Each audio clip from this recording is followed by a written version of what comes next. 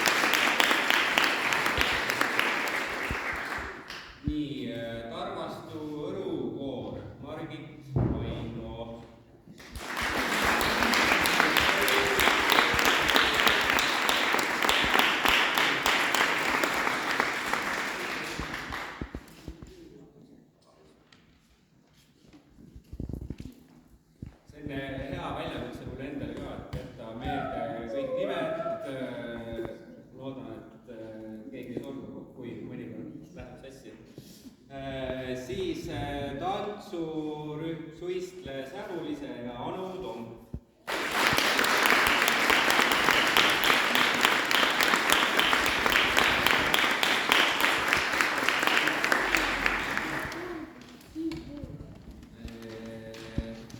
Tegelikult kollektiividega oleme ühel pool, aga mul on üks kott veel ja see kott läheb inimesele, kes tänaseks päevaks, kuna rahvamajade päeva selle aasta teema on kultuur, haridus, keel, mingisugune publikatsioon, siis ma palusin meie raamatukogul koostada viktoriini, mida me saame pärast lahendada. Selle viktoriini nimi on Kui hästi ma tunnen paika, kus ma elan, ja selle koostas raamatukogu juhataja Aili Andreson.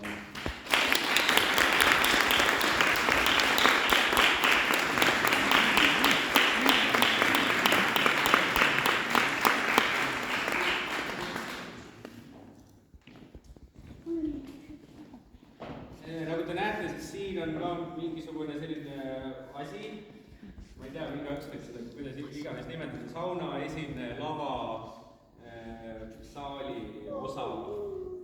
Siia tulevad siis 2 noormeest pärast seda, kui meie Rahvamäe kollektiivid on esinenud, meie viktoriin on tehtud, nii et ärme kuhugi jookse, kui programm tundub, et hakkab otsa saama. Ja seal taga on ka üks väike laud, kus saab võtta juua, kohvi, küpsist, mida iganes te ise soovite. Aga hakkame selle päevaga pihta, 1-5.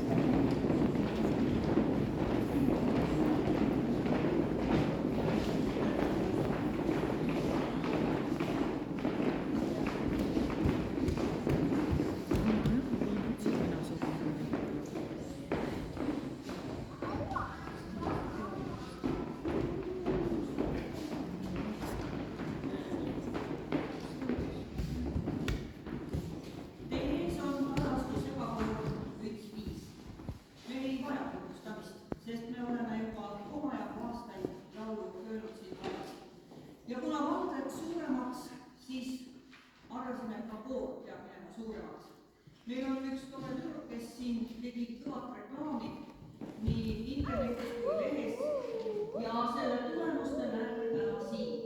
Meil on pea 20 uut liidet. See on ühe kooli jaoks tõsine väljakutse, sest nagu te näete, ei saanud me täna tulla ka teie ette hallides ilusates kleitides, mis meil on kaaluspallaga kaunistatud. Sest me ei ole jõudnud veel uutele neid kleite õmmelda.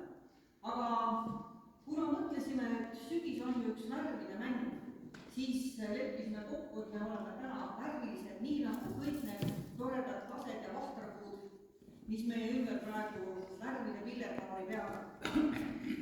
Ja